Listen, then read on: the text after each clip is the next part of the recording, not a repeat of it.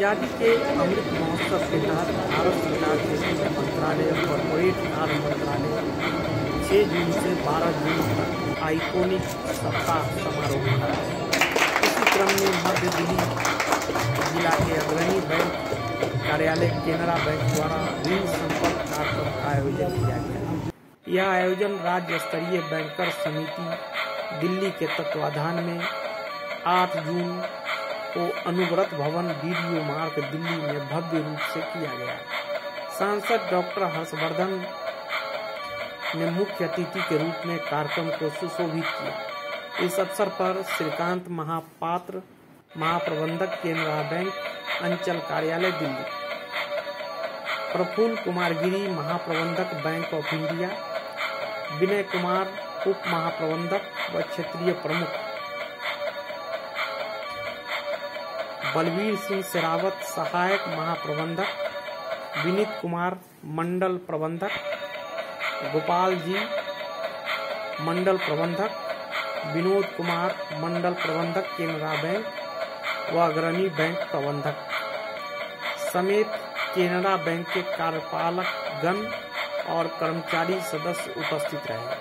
साथ ही अन्य बैंकों के कर्मचारियों ने प्रतिभागिता की। मध्य दिल्ली में केनरा बैंक अग्रणी बैंक कार्यालय की भूमिका निभा रहा है। ऋण संपर्क कार्यक्रम के दौरान राज्य स्तरीय बैंकर समिति दिल्ली के सभी सदस्य बैंकों द्वारा स्टॉल लगाए गए। जनता को प्रधानमंत्री जनधन योजना, प्रधानमंत्री जीवन ज्योति बीमा योजना, प्रधानमंत्री सुरक्षा बीमा योजना, अटल पेंशन योजना, पीएम स्वनिधि, PMEGP, प्रधानमंत्री मुद्रा योजना, प्रधानमंत्री Awas Yojana, door step banking, आवास ऋण, वाहन ऋण, शिक्षा ऋण, गोल्ड लोन, डिजिटल बैंकिंग और अन्य बैंकिंग उत्पादों के बारे में जानकारी प्रदान की गई। इस अवसर पर ग्राहकों को मुख्य अतिथियों के हाथों से ऋण मंजूरी पत्र दिलवाए गए। आयोजन के दौरान केनरा बैंक ने ग्राहकों को कुल 238 करोड़ रुपए के ऋण स्वीकृत किए।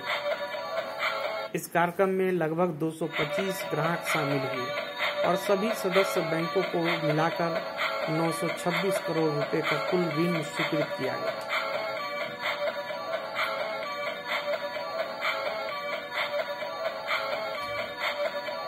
दिल्ली से dailynews.online.in के लिए बंसी लाल की report.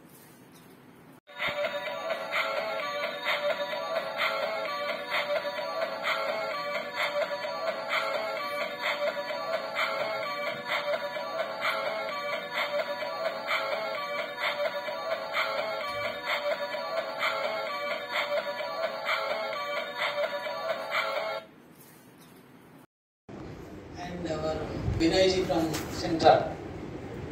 So after hearing from the most powerful and most popular MP, Mr.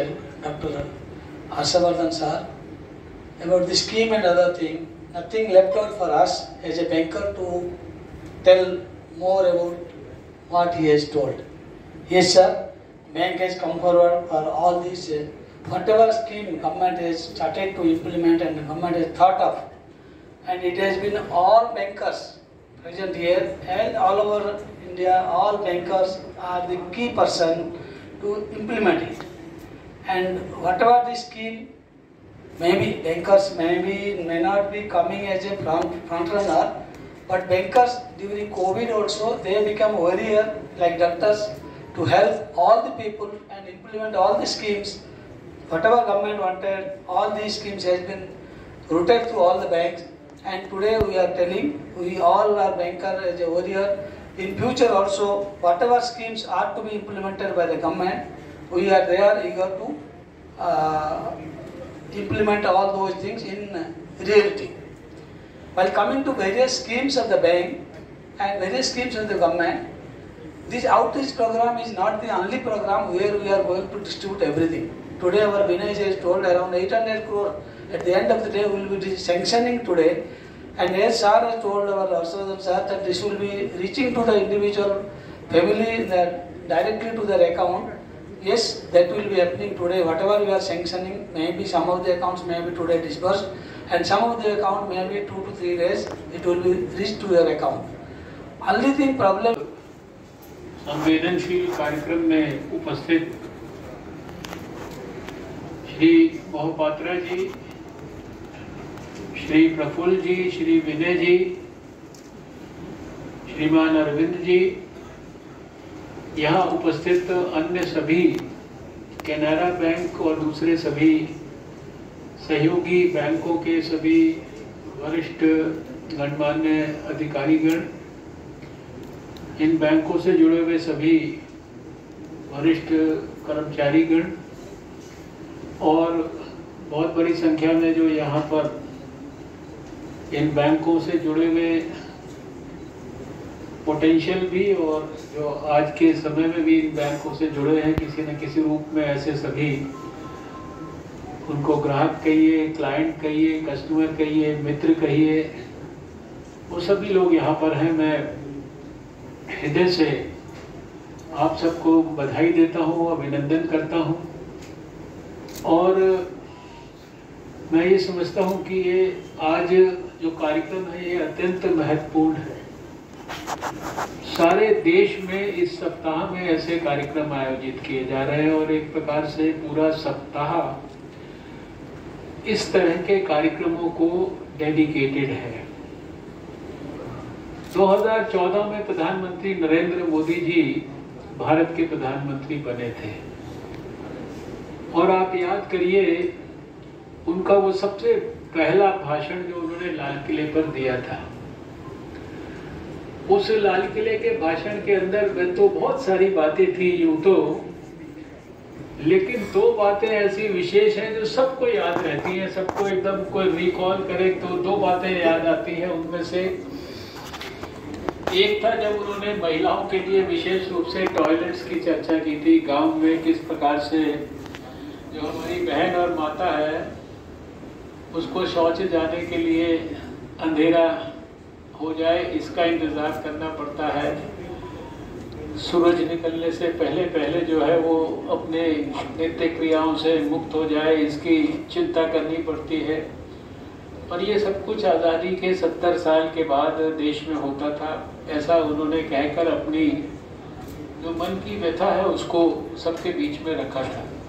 एक रिक्शा पुलर भी जो है वो अपना जो बैंक में जो पैसा है या दिल्ली में जो मजदूर भी काम करता है वो अपनी कमाई को जो है उसको पैसे को अपने माँ बाप के पास, भाई बहन के पास, अपने बच्चों के पास, वो बिहार में या जहाँ भी से भी वो आया है वहाँ वो अपने फ़ोन से ट्रांसफ़र कर देता है, फ़ोन पे सारे ट्रांजैक्शन करता है। शायद कोई जगह पे बड़े लोगों को आदत ना पड़ी हो, लेकिन छोटे हमारे जो गरीब बहन भाई हैं उनको सबको आदत पड़ गई है। यानी इतना ज़बरदस्त डिजिटल ट्रांजैक्शन भी जो है आज रिकॉर्ड डिजिटल ट्रांजैक्शन जो है, पहले कहते थे हम लोग अमेरिका में सबसे ज़्यादा होता है, वहाँ सब कुछ जो है मनी प्लास्टिक कार्ड है, अब ये सारी चीज़ें जो है हमें भारत में देखने को मिल रही है।